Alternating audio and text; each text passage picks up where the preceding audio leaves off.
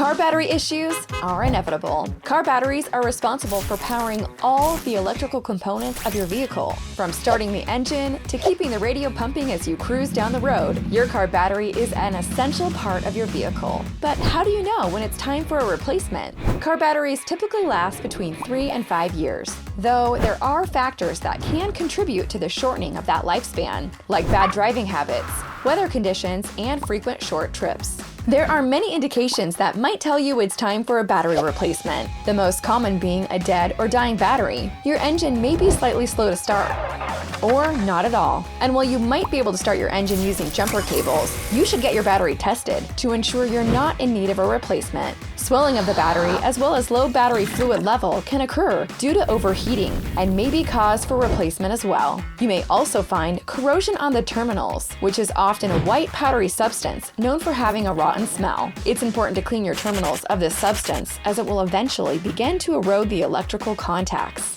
Bad car batteries also have potential for harming other parts of your vehicle. Certain parts of your vehicle will begin to draw voltage from your engine to compensate for the bad battery, turning a relatively affordable battery replacement into a costly electrical fix.